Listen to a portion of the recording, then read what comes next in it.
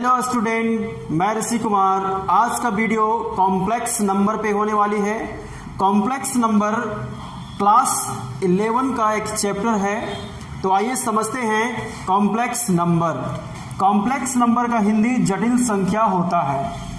Complex number को समझने के लिए हम लोगों को सबसे पहले नंबर को समझना पड़ेगा कि नंबर क्या होता है। अगर आप नंबर को समझ लेते हैं तो कॉम्प्लेक्स नंबर को आसानी से समझ पाएंगे।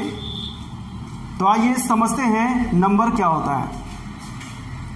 देखिए, नंबर दो तरीके के होते हैं, रियल नंबर, दूसरा इमेजिनरी नंबर। रियल नंबर को समझने के लिए आपको रेशनल नंबर और इरेशनल नंबर को समझना पड़ेगा। रेशनल नंबर को समझने के लिए इंटीजर और फ्रैक्शन को समझना पड़ेगा। इंटीजर को समझने के लिए नेचुरल नंबर को समझना पड़ेगा एंड होल नंबर को समझना पड़ेगा। मतलब अगर आप रियल नंबर को समझना चाहते हैं तो आपको नेचुरल नंबर से स्टार्ट करना पड़ेगा, उसके बाद होल नंबर समझना पड़ेगा, उसके बाद इंटीजर समझना पड़ेगा, उसके बाद फ्रैक्शन समझना पड़ेगा, उसके बाद रेशनल समझना पड़ेगा, उसके बाद इरेशनल समझना पड़ेगा। उसके बाद आप समझ सकते हैं कि रियल नंबर क्या होता है। तो स्टूडेंट, चलिए स्टार्ट करते हैं नेचुरल नंबर से। नेचुरल नंबर का मतलब हुआ काउंटिंग की संख्या, जैसे 1, 2, 3 इस तरीके कि जो काउंटिंग की संख्याएं हैं उन्हें नेचुरल नंबर कहते हैं। नेचुरल नंबर का हिंदी प्राकृतिक संख्या होता है और नेचुरल नंबर के सेट्स को n से डिनोट करते हैं। तो यहाँ पे मैं नेचुरल नंबर का एग्जाम्पल ले रहा हूँ। 1, 2, 3, 4, 5, 6, 7, 8 इस तरीके से बहुत सारे नंबर आएंगे। तो ये है नेचुरल नंबर का एग्जाम्पल। अब आइए समझते हैं होल नंबर। होल नंबर का हिंदी पूर्ण संख्या होता है और होल नंबर के सेट्स को W से डिनोट करते हैं। होल नंबर, देखिए होल नंबर को अगर आप देखें तो आप पाएंगे कि सर यहाँ से तो नेचुरल नंबर है, 1, 2, 3 ये तो नेचुरल नंबर है, और नेचुरल नंबर में 0 को अगर इंक्लूड कर दें तो जो नंबर मिलेगा, जो नंबर का सेट मिलेगा वही सेट होल नंबर होगा। मतलब होल नंबर को अगर आपको समझना है तो आपको नेचुरल नंबर में 0 को इंक्लूड कर देना है, शामिल कर देना है। तो होल नंबर जो है वो 0 होगा। 1, 2, 3, 4, 5 इस तरीके के जो नंबर होंगे वो होल नंबर होते हैं। तो आइए समझते हैं इंटीजर। इंटीजर का हिंदी पूर्णांक होता है और इंटीजर के सेट्स को I या फिर Z से डिनोट करते हैं। इंटीजर का एग्जाम्पल मैं यहाँ पे दिया हूँ, इसका एग्जाम्पल लिया हूँ 1, 2, 3, 4, 5 इस तरीके से, और 0 भी शामिल है और कुछ नेगेटिव के नंबर लिए गए हैं -1, -2, -3। अगर आप इंटीजर्स के इस एग्जाम्पल को देखें तो आप पाएंगे कि जो इंटीजर है वो नेचुरल नंबर, होल नंबर और कुछ नेगेटिव नंबर का कलेक्शन है। जैसे 1 से आगे ये आपका नेचुरल नंबर है और 0 को अगर इंक्लूड कर दें तो ये आपका होल नंबर है और इधर आपका नेगेटिव नंबर है। तो इंटीजर्स जो है वो नेचुरल नंबर, होल नंबर और नेगेटिव नंबर का कलेक्शन है और इंटीजर का ये आपका एग्जाम्पल है। आइए अब समझते हैं फ्रैक्शन। फ्रैक्शनल नंबर किसे कहते हैं? देखिए, जो संख्या a/b के रूप का होता है उसे फ्रैक्शनल संख्या कहते हैं, लेकिन ख्याल रखें कि a 0 के बराबर नहीं होगा, b भी 0 के बराबर नहीं होगा, a b आपस में बराबर नहीं होंगे और b बराबर 1 नहीं होना चाहिए। इसका एग्जाम्पल यहाँ पे मैं ले रहा हूँ 1/2, 2/3 इत्यादि। आइए समझते हैं 1/2 कैसे एक फ्रैक्शनल नंबर है। जैसे 1/2 a/b के फॉर्म में है। अगर हम यहाँ पे देखें तो a बराबर आपका 1 है और b बराबर आपका 2 है। अब हम लोग फ्रैक्शनल नंबर के जो एक कंडीशन है उसको चेक करते हैं। अगर कंडीशन फुलफिल हो जाएगा तो 1/2 जो है वो फ्रैक्शनल नंबर होगा। एक एक करके चेक करते हैं। पहला नंबर में a नॉट इक्वल टू 0 होना चाहिए। आपके पास a बराबर क्या है 1, जो कि 0 के बराबर नहीं है, इसका मतलब a नॉट इक्वल टू 0 पहला कंडीशन हुआ। दूसरा b नॉट इक्वल टू 0 होना चाहिए। b क्या है, b बराबर 2, जो कि 0 के बराबर नहीं है, means b not equal to 0 हुआ। दूसरा कंडीशन भी फुलफिल हुआ। तीसरा a not equal to b होना चाहिए। यहाँ a बराबर 1 है और b बराबर आपका कितना है 2 है, तो यहाँ से पता चल रहा है a b के बराबर नहीं है। यहाँ 1 2 के बराबर नहीं हो सकता है, 1 2 के बराबर नहीं है, और 1 को आप a कहें, b 2 को b कहें, means a not equal to b है। और अंतिम condition b not equal to 0, तो यहाँ पे b बराबर आपका 2 है, जो कि 0 के बराबर, सॉरी अंतिम condition b not equal to 1, यहाँ पे आपका b बराबर क्या है, b बराबर आपका 2 है, जो कि 1 के बराबर नहीं है। इस प्रकार से 1/2 एक ऐसा नंबर है जो फ्रैक्शनल नंबर के डेफिनेशन को फुलफिल करता है, इसीलिए 1/2 एक फ्रैक्शनल नंबर है। उसी प्रकार से 2/3 एक फ्रैक्शनल नंबर है। लेकिन कुछ नंबर यहाँ पे मैं लिया हूँ जो फ्रैक्शनल नंबर नहीं है, जैसे 0 1 2, ये फ्रैक्शनल नंबर नहीं है। ये कैसे फ्रैक्शनल नंबर नहीं है, मैं इसे आपको एक्सप्लेन करता हूँ।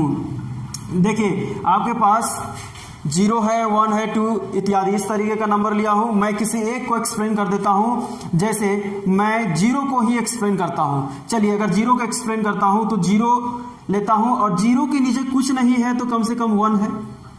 अब ये a/b के फॉर्म में है। यहां से हम कंपेयर करते हैं तो पाएंगे कि a 0 के बराबर है, b 1 के बराबर है।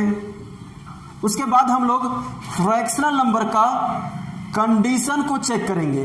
पहला condition a not equal to 0, तो यहाँ पे a बराबर 0 आ रहा है। देखिए a बराबर 0 आ रहा है, इसका मतलब ये जो नंबर 0 मेरा है वो फ्रैक्शनल नंबर नहीं है, क्योंकि फ्रैक्शनल नंबर का पहला कंडीशन ही फ्लॉप कर गया, तो आगे चेक करने की जरूरत नहीं है। सो यहाँ पे 0 जो है वो फ्रैक्शनल नंबर नहीं है। उसी प्रकार से अगर आप 1 चेक करना चाहेंगे इस 1 को, तो 1 को लिख सकते हैं 1, नीचे कुछ नहीं तो 1, और इसे a/b के फॉर्म में लिखेंगे। और यहाँ पे आपका a बराबर क्या है 1 है और b बराबर क्या है 1 है। अब हम लोग फ्रैक्शनल नंबर के कंडीशन को चेक करते हैं। a नॉट इक्वल टू 0 होना चाहिए, तो a नॉट इक्वल टू 0 है। उसके बाद b नॉट इक्वल टू 0 होना चाहिए, b नॉट इक्वल टू 0 है। उसके बाद a बराबर b नहीं होना चाहिए, यहाँ पे a बराबर b हो जा रहा है। क्यों? क्योंकि a बराबर 1 है, b बराबर 1 है, तो 1 और 1 एक दूसरे के बराबर हुए, मींस a बराबर b। तो तीसरा कंडीशन यहाँ पे फ्लॉप कर जा रहा है 1 के केस में, इसीलिए 1 यहाँ पे फ्रैक्शनल नंबर नहीं है। चलिए अब हम लोग रेशनल नंबर को समझते हैं। रेशनल नंबर का हिंदी परिमेय संख्या होता है और रेशनल नंबर के सेट्स को Q से डिनोट करते हैं। रेशनल नंबर P/Q के फॉर्म का जो नंबर होता है उसे रेशनल नंबर कहेंगे, लेकिन कंडीशन रहेगा कि Q 0 के बराबर नहीं होना चाहिए और P और Q, ये जो P है और ये Q है वो आपका इंटीजर से लिया हुआ होना चाहिए। एग्जाम्पल देखिए, एग्जाम्पल 0 2 1/2 -4 इत्यादि, ये सारे आपके रेशनल नंबर है। इसका एक्सप्लेनेशन देखिए कि 0 कैसे है रेशनल नंबर, 2 कैसे है रेशनल नंबर। चलिए इसको चेक करते हैं। बात करते हैं 0 का, तो 0 लेते हैं हम। 0 को लिख सकते हैं 0/1, क्योंकि 0 के नीचे कुछ नहीं है तो 1 कम से कम है।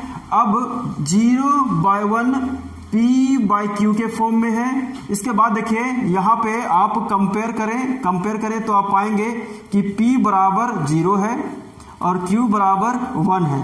इसके बाद आप अपने कंडीशन, जो यहाँ पे कंडीशन है, इस कंडीशन को चेक करें। कंडीशन बोलता है कि Q नॉट इक्वल टू 0 होना चाहिए, तो यहाँ Q 1 है, Q बराबर 1 है और 1 0 के बराबर नहीं होता है। इसका मतलब ये हुआ कि Q नॉट इक्वल टू 0 हुआ, पहला कंडीशन। दूसरा कंडीशन ये है कि P p जो है वो इंटीजर से लिया हुआ होना चाहिए, तो p बराबर 0 है और 0 देखिए इंटीजर में होता है। देखिए इंटीजर का एग्जाम्पल में 0 है, तो 0 जो है वो इंटीजर में है। चलिए q भी इंटीजर में होना चाहिए। q बराबर क्या है आपका, q बराबर 1 है, q बराबर 1 है और 1 भी देखिए इंटीजर में है, 1 भी आपका इंटीजर में है। इस प्रकार से 0 क्या हुआ आपका, एक रेशनल नंबर हुआ। अब हम 2 को भी चेक करके बताते हैं, 2 को भी चेक करके बता देते हैं कि कैसे ये एक रेशनल नंबर है। 2 को आप लिख सकते हैं 2/1 और इसे p/q के फॉर्म में आप ला लें, तो p/q के फॉर्म में लाएंगे तो p बराबर आपका आ रहा है 2 और q बराबर आपका आ रहा है 1। अब यहाँ पे चेक करेंगे condition, q not equal to 0 होना चाहिए। यहाँ q बराबर 1 आया जो कि 0 के बराबर नहीं है, मतलब q नॉट इक्वल टू 0, तो पहला कंडीशन फुलफिल हो रहा है। दूसरा है p belongs to i, p i में होना चाहिए, मीन्स इंटीजर में होना चाहिए, एंड q जो है वो इंटीजर में होना चाहिए। तो p बराबर यहाँ पे आपका 2 है, 2 आपका इंटीजर में होता है। देखिए इंटीजर के सेट्स में 2 है या नहीं है, तो 2 आपका इंटीजर में होगा और q बराबर आपका यहाँ पे 1 है, तो 1 भी आपका इंटीजर में है। इस प्रकार से 2 जो है वो एक रेशनल नंबर है, क्योंकि रेशनल नंबर के सारे कंडीशन को फुलफिल कर रहा है। अंतिम मैं देता हूं 1/2 का एक्सप्लेनेशन कर देता हूं। देखिए 1/2 अब ये p/q के फॉर्म में है। यहां से p बराबर आपका 1 है और q बराबर 2 है। कंडीशन को चेक करते हैं, q नॉट इक्वल टू 0 होना चाहिए। q बराबर क्या है 2, जो कि 0 के बराबर नहीं है, तो q नॉट इक्वल टू 0 हो गया। दूसरा कंडीशन p और q इंटीजर में होना चाहिए, तो p बराबर 1 है जो कि इंटीजर में है, q बराबर 2 है, 2 भी एक इंटीजर होता है। इस प्रकार से 1/2 एक रेशनल नंबर है। तो रेशनल नंबर आप समझ चुके हैं, रेशनल नंबर में वो सब आ जाएंगे। देखिए 0 आएगा, 1/2 आएगा, -2 आएगा, 1/2 आएगा, 4/3 आएगा, -2 आएगा, -4 आएगा, इस तरीके के नंबर रेशनल नंबर में आएंगे। अब इरेशनल नंबर क्या होता है? इरेशनल नंबर का हिंदी अपरिमेय संख्या होता है और इरेशनल नंबर के सेट्स को t से डिनोट करते हैं। इसका एग्जांपल है √2, √3, 1/√2, पाई जिसका वैल्यू आप जानते हैं 3.14 होता है, e जिसका वैल्यू 2.71 होता है। तो इस तरीके के जो नंबर हैं वो इरेशनल नंबर होते हैं। और आप पढ़े होंगे अगर क्लास 9-10 तो आपको पता होगा रूट में जितने भी नंबर होते हैं वो सारे आपके इरेशनल नंबर होते हैं, अपरिमेय संख्या होते हैं। अब हम लोग रियल नंबर को समझ सकते हैं, क्योंकि रियल नंबर को समझने के लिए मुझे rational number, irrational number, integer, fraction, natural number, whole number को समझना पड़ता है। तो उन सभी को हम लोग समझ चुके हैं। अब हम लोग रियल नंबर को समझेंगे। रियल नंबर का हिंदी वास्तविक संख्या होता है। वास्तविक संख्या और रियल नंबर के सेट्स को r से डिनोट करते हैं। अब रियल नंबर जो है वो रियल नंबर जो होगा वो रेशनल प्लस इरेशनल का सेट होता है, रेशनल प्लस इरेशनल का सेट होता है। अच्छा, रेशनल का होता है तो रेशनल में तो सब आ जाएंगे। देखिए रेशनल में आपका कौन कौन आ जाएगा, इंटीजर आ जाएगा, इंटीजर, फिर फ्रैक्शनल नंबर आ जाएगा, फ्रैक्शन। अच्छा, इंटीजर में फिर कौन आएगा, नेचुरल आएगा, फिर होल नंबर आएगा। तो overall set of real number में आपका सारे नंबर्स आ जाएंगे, सारे नंबर, मतलब सेट ऑफ रियल नंबर में आपका इंटीजर भी आएगा, सेट ऑफ रियल नंबर में इंटीजर भी आएगा, होल नंबर आएगा, नेचुरल नंबर आएगा, इरेशनल आएगा, रेशनल आएगा, हर तरीके के नंबर सेट ऑफ रियल में आ जाएंगे।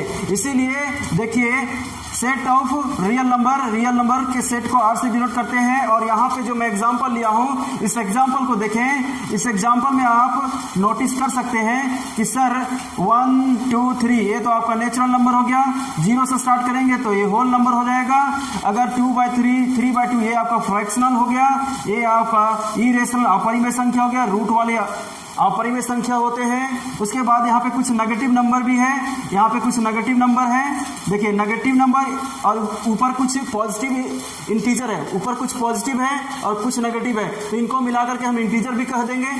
तो रियल नंबर का जो सेट है उसमें सब आ जाते हैं, जितने प्रकार के नंबर होते हैं सारे नंबर का सेट रियल नंबर होता है। तो रियल नंबर हम लोग समझ चुके हैं।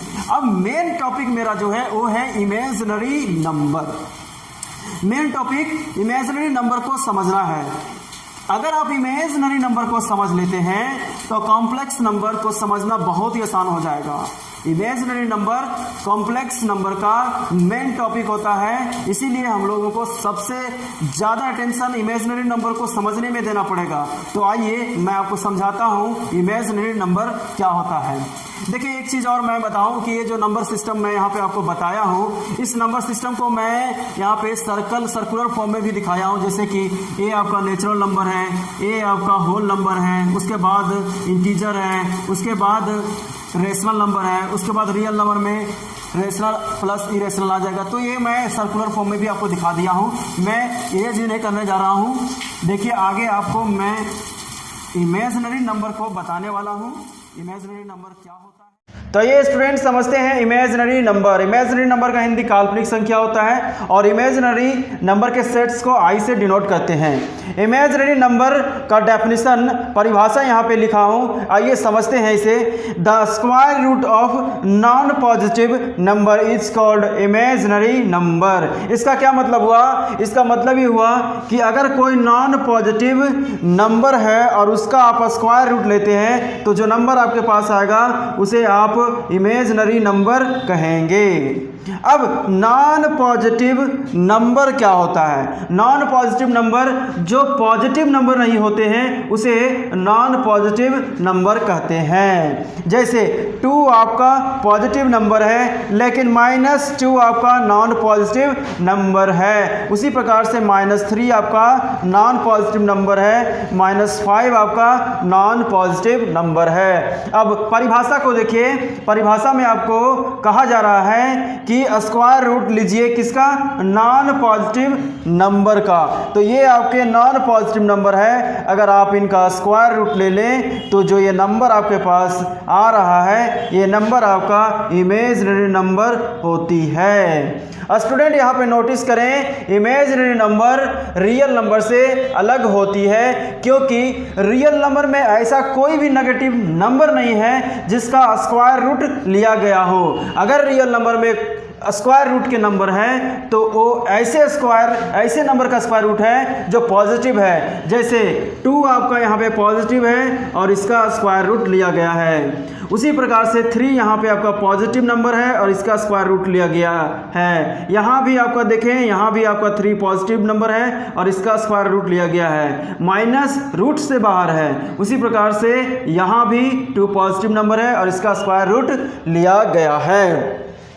अब देखिए इमेजिनरी नंबर में जस्ट उल्टा है। इमेजिनरी नंबर में क्या है कि नेगेटिव नंबर -2 आपका नेगेटिव है और नेगेटिव नंबर का स्क्वायर रूट है। -3 आपका नेगेटिव नंबर है और इसका स्क्वायर रूट है। -5 आपका नेगेटिव नंबर है और इसका स्क्वायर रूट है। सो हम कह सकते हैं कि इमेजिनरी नंबर रियल नंबर से अलग है और रियल नंबर के सेट से ये बाहर है। इसीलिए नंबर के 2 टाइप होते हैं, एक रियल नंबर, दूसरा इमेजिनरी नंबर।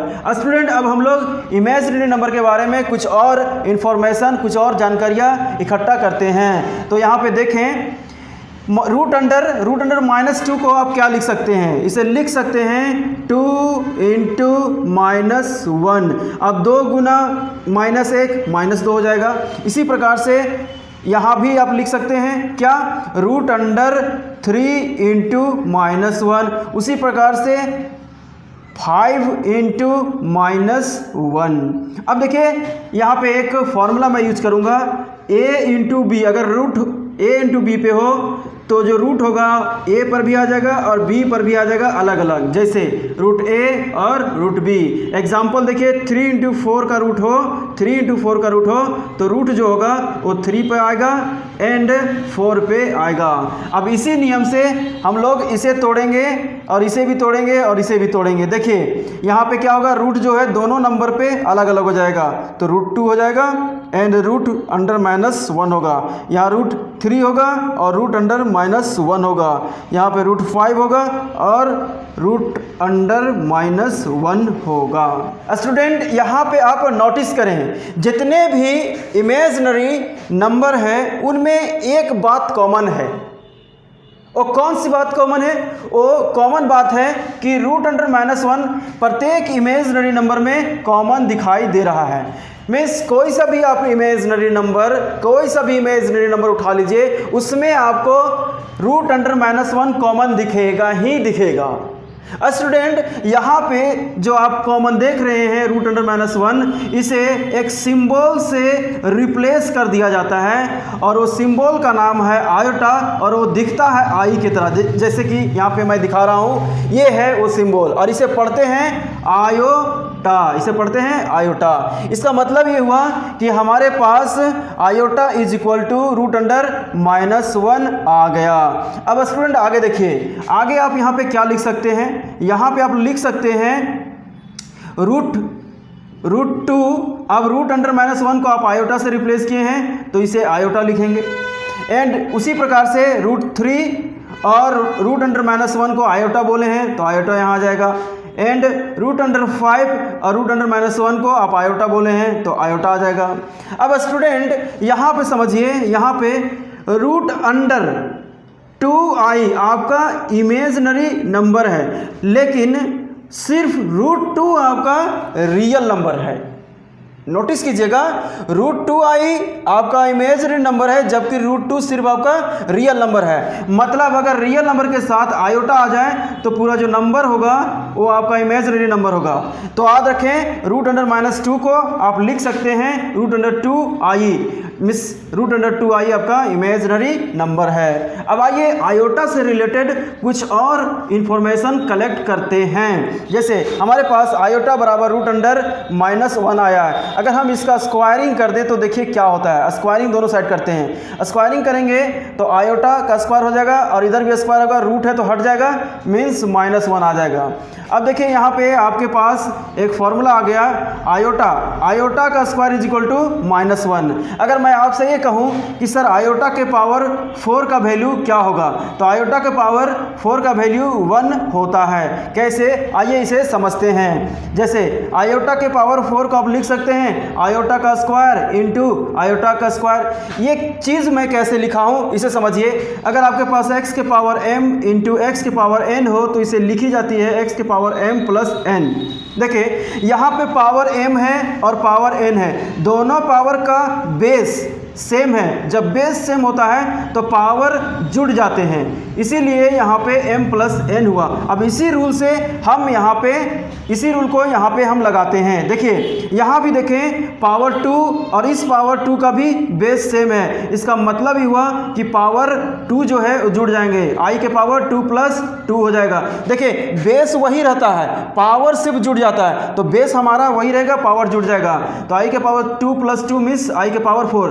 तो i के पावर 4 को आप ऐसे लिख सकते हैं और इसे ऐसे लिख सकते हैं। चलिए आगे देखिए, आगे आयोटा के पावर 2 -1 होता है तो -1 इंटू आयोटा का पावर 2 -1 अब माइनस प्लस हो गया और 1 इंटू 1 हो गया। सो आयोटा के पावर आपका कितना आया, 1 आ गया। तो प्रूफ मैंने कर दिया। चलिए ये भी आपका फॉर्मूला है। अब आगे देखिए, आगे आपको आयोटा के पावर 3 मैं बताने जा रहा हूँ। आयोटा के पावर 3 माइनस आयोटा होता है।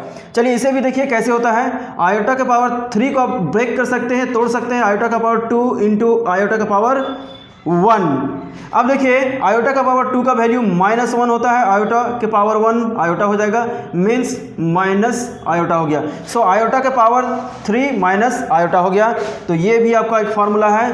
अगर मैं आपसे ये कहूँ कि सर 1/आयोटा क्या होगा, तो 1/आयोटा को लिख सकते हैं 1/आयोटा इंटू आयोटा, ऊपर और नीचे डिवाइड कर देते हैं। अब ऊपर आपका आयोटा हो गया, नीचे iota into iota, iota square हो गया। अब आगे देखिए आयोटा और आयोटा स्क्वायर का वैल्यू -1 होता है, मीन्स माइनस आयोटा। तो 1 बाय आयोटा का वैल्यू कितना आ गया? Minus iota. तो ये भी आपका एक फॉर्मूला बन गया। क्या? 1 बाय आयोटा को लिखेंगे माइनस आयोटा।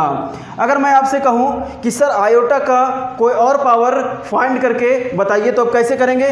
जैसे मैं कहूँ कि आयोटा के पावर 8 का वैल्यू बताएं, तो आयोटा के पावर 8 का वैल्यू बताने के लिए आपको आयोटा के पावर 8 को आयोटा के पावर 4 के टर्म में तोड़ना पड़ेगा। आप यहाँ पे ये भी सोच सकते हैं कि सर आयोटा के पावर 2 के टर्म में क्यों नहीं तोड़ते हैं, आयोटा के पावर 4 में तोड़ते हैं तो 1 होता है सर।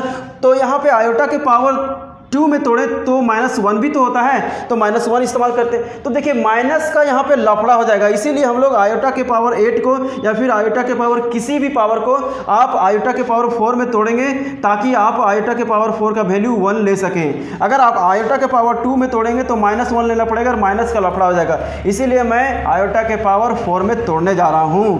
देखिए आयोटा के पावर 4 × 2, 4 दूनी 8। अब देखिए आयोटा के पावर 4 का वैल्यू आपका 1 है और 1 का स्क्वायर मीन्स 1, तो आयोटा के पावर 8 का वैल्यू 1 आ गया। अगर मैं आपसे ये पूछूं कि आयोटा का पावर 20 क्या होगा, तो आप क्या बताएंगे? मैं चाहूँगा कि आयोटा के पावर 20 का वैल्यू आप मुझे कमेंट सेक्शन में बताएं। मैं आगे बढ़ता हूँ। आगे देखिए, आगे हम लोगों को कॉम्प्लेक्स नंबर को समझना है। तो आइए समझते हैं student complex number. Complex number को समझने के लिए रियल नंबर और इमेजिनरी नंबर को समझना था, जिसे हम लोग समझ चुके हैं। अब आइए समझते हैं कॉम्प्लेक्स नंबर को। कॉम्प्लेक्स नंबर का डेफिनेशन, परिभाषा यहाँ पे लिखा हूँ। आइए कॉम्प्लेक्स नंबर के इस परिभाषा को समझते हैं। Let x and y are 2 real number, then the form x plus iota y is called complex number. It is denoted by z is equal to, that is z is equal to x plus iota y।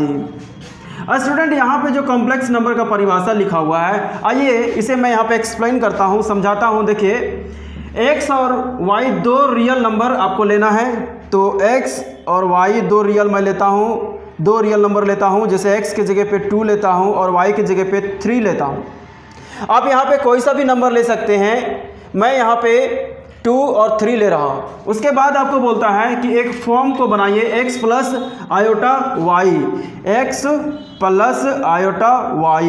तो x की जगह पे आपका 2 है, 2 हो गया, उसके बाद प्लस है, उसके बाद आयोटा है, उसके बाद y कौन है आपका 3। इसे आप अरेंज करके भी लिख सकते हैं, 2 + 3 आयोटा। तो स्टूडेंट आपके पास ये जो आया है यही आपका कॉम्प्लेक्स नंबर है। इस कॉम्प्लेक्स नंबर को देखिए, आप पाएंगे कि ये जो कॉम्प्लेक्स नंबर है वो रियल नंबर और इमेजिनरी नंबर से मिल के बना है। मतलब कॉम्प्लेक्स नंबर जो है वो रियल नंबर और इमेजिनरी नंबर का कॉम्बिनेशन होता है। यहाँ पे एग्जाम्पल लिखा हुआ है कॉम्प्लेक्स नंबर का, z1 = 2 - 3 आयोटा, z2 = 4 + 6 आयोटा इत्यादि। स्टूडेंट यहाँ पे आप नोटिस करें, कॉम्प्लेक्स नंबर में अगर आप नोटिस करेंगे तो पाएंगे कॉम्प्लेक्स नंबर का 2 पार्ट होता है। पहला रियल पार्ट, तो इस कॉम्प्लेक्स नंबर में आपका रियल पार्ट 2 है और दूसरा इमेजिनरी पार्ट, और इमेजिनरी पार्ट इस कॉम्प्लेक्स नंबर में आपका 3 है। स्टूडेंट समझिएगा, यहाँ पे 3 आयोटा आपका इमेजिनरी नंबर है, बट इमेजिनरी पार्ट आपका सिर्फ 3 है। आयोटा के बगल वाला आपका इमेजिनरी पार्ट है। तो यहाँ पे हमारे पास 2 टॉपिक आ रहे हैं। पहला real part of complex number, दूसरा imaginary part of complex number. तो आइए इन दोनों टॉपिक को समझते हैं। पहला real part of z means complex number. Let z = x plus iota y, then real part of z is x and real part of z is denoted by r of z या फिर re of z या फिर rez। देखिए यहाँ पे लिखा क्या हुआ, यहाँ पे लिखा हुआ है कि z बराबर अगर आपके पास x प्लस आयोटा y हो तो रियल पार्ट जो होगा रियल पार्ट को z, अगर आपके पास कॉम्प्लेक्स नंबर z है तो रियल पार्ट ऑफ z लिखेंगे। रियल पार्ट ऑफ z को ऐसे दिखाया जाता है और रियल पार्ट ऑफ z जो होगा वो x होगा। अब समझते हैं imaginary part of z। Let z बराबर x plus iota y, then imaginary part of z is y। देखिए अगर आपके पास x plus iota y type का कोई कॉम्प्लेक्स नंबर है तो इमेजिनरी पार्ट जो होगा वो y होगा। वही लिखा हुआ है imaginary part of z is y, और इमेजिनरी पार्ट ऑफ z को डिनोट किया जाता है i ऑफ z। जो कॉम्प्लेक्स नंबर होगा वो कॉम्प्लेक्स नंबर यहाँ पे आ जाएगा, या फिर i m ऑफ z, या फिर i m z।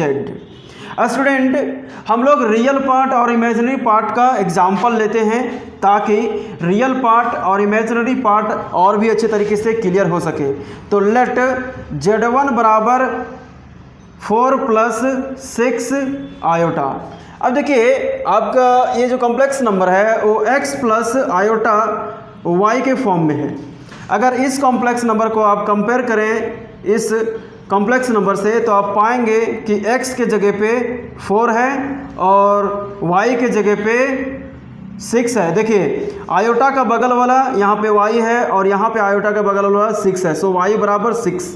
अब आपको रियल पार्ट लिखना है, रियल पार्ट ऑफ इस कॉम्प्लेक्स नंबर का, तो z1 होगा और रियल पार्ट कॉम्प्लेक्स नंबर का x होता है और x बराबर इस वक्त 4 है, तो रियल पार्ट ऑफ z1 4 आया और imaginary part of this z1 होगा y और y बराबर 6 है।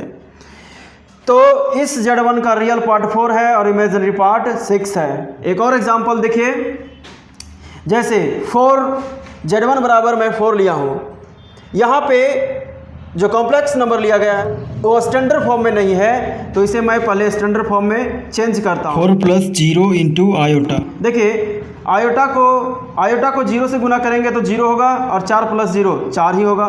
सो ये आपका x प्लस आयोटा y के फॉर्म में आ चुका है।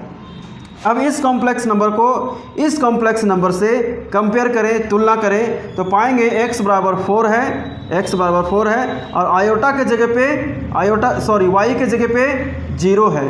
तो रियल पार्ट अगर आप लिखेंगे इस कॉम्प्लेक्स नंबर का तो x के जगह पे है आपका 4 और इमेजिनरी पार्ट इस कॉम्प्लेक्स नंबर का लिखेंगे तो इमेजिनरी पार्ट y होता है और y के जगह पे इस कॉम्प्लेक्स नंबर में 0 है। तो इस कॉम्प्लेक्स नंबर का रियल पार्ट आपका 4 है जबकि इमेजिनरी पार्ट 0 है। और एग्जांपल देखते हैं, जैसे 4 आयोटा लिया। अब ये कॉम्प्लेक्स नंबर आपका स्टैंडर्ड फॉर्म में नहीं है तो इसे स्टैंडर्ड फॉर्म में लाते हैं। 0 प्लस 4 आयोटा, देखिए 0 प्लस 4 आयोटा ही होगा। अब ये आपका स्टैंडर्ड फॉर्म में आ गया है, देखिए x प्लस आयोटा के फॉर्म में। अब इस कॉम्प्लेक्स नंबर को इस कॉम्प्लेक्स नंबर से कंपेयर करें, तुलना करें, तो पाएंगे कि x के जगह पे 0 है और y के जगह पे 4 है। अब आपको लिखना है real part of this z1। तो इस z1 का जो रियल पार्ट होगा वो क्या होगा? रियल पार्ट बोले तो x, और x क्या है? 0, और इमेजिनरी पार्ट ऑफ z1, तो इमेजिनरी पार्ट होता है y और y बराबर 4 है। सो इस कॉम्प्लेक्स नंबर का रियल पार्ट 0 है और इमेजिनरी पार्ट 4 है। अब एक और एग्जांपल देखिए, z बराबर मैं 0 लेता हूँ। ये जो कॉम्प्लेक्स नंबर यहाँ पे मैं लिया हूँ वो आपका स्टैंडर्ड फॉर्म में नहीं है तो इसे स्टैंडर्ड फॉर्म में चेंज करता हूँ। 0 प्लस 0 इंटू आयोटा लिखता हूँ। अब 0 इंटू आयोटा 0 होगा और 0 प्लस 0 0 होगा। सो 0 को ऐसा लिख सकते हैं। अब आगे x प्लस आयोटा y के फॉर्म में ये वाला कॉम्प्लेक्स नंबर है। अब इस कॉम्प्लेक्स नंबर को इस कॉम्प्लेक्स नंबर से तुलना करते हैं, कंपेयर करते हैं, तो x के जगह पे आपका 0 आ रहा है और y के जगह पे आपका 0 आ रहा है। तो रियल पार्ट ऑफ z क्या हो जाएगा? इस कॉम्प्लेक्स नंबर का रियल पार्ट, तो रियल पार्ट x होता है और x के जगह पे 0 है। And imaginary part of this Z क्या होगा, इमेजिनरी पार्ट ऑफ जेड होता है वाई, और इस वक्त वाई बराबर आपका है 0। सो अगर आपके पास कॉम्प्लेक्स नंबर 0 है और उसका रियल पार्ट है और इमेजिनरी पार्ट निकालेंगे तो दोनों 0 ही होगा। देखिए रियल पार्ट 0 है, इमेजिनरी पार्ट 0 है। अगर आपसे मैं अब पूछूं कि इस कॉम्प्लेक्स नंबर का रियल पार्ट बताएं इस कॉम्प्लेक्स नंबर का, तो आप क्या बताएंगे? तो सर रियल पार्ट आपका 4 हो जाएगा, और इमेजिनरी पार्ट इस कॉम्प्लेक्स नंबर का, तो इमेजिनरी पार्ट इस कॉम्प्लेक्स नंबर का -6 होगा। आई के बगल वाला सिर्फ 6 नहीं है, -6 है। एक और देखिए, अगर मैं कहूँ z = 8 -8 + 6 आयोटा, तो रियल पार्ट आपका -8 होगा और इमेजिनरी पार्ट आपका ओनली 6 होगा। चलिए अब मैं आपके लिए कुछ क्वेश्चंस दे रखता हूँ, जैसे z1 बराबर -4 + √3i, z2 बराबर 6 + 1/2 आयोटा, z1 बराबर -4 + √3 आयोटा, z2 बराबर 6 + 1/2 आयोटा। मैं चाहूँगा कि ये दोनों क्वेश्चन आप कमेंट सेक्शन में मुझे ज़रूर बताएं कि बना या नहीं। अगले वीडियो में हम लोग आयोटा का डिफरेंट पावर और बड़े बड़े पावर को हम लोग करना सीखेंगे। जैसे आयोटा का पावर 2001, आयोटा का पावर 5001, आयोटा का पावर 250, आयोटा का पावर 3000, इस तरीके का पावर, अलग अलग आयोटा का पावर को हम लोग करना सीखेंगे अगले वीडियो में। तो इस वीडियो में बस इतना ही। Thanks for watching.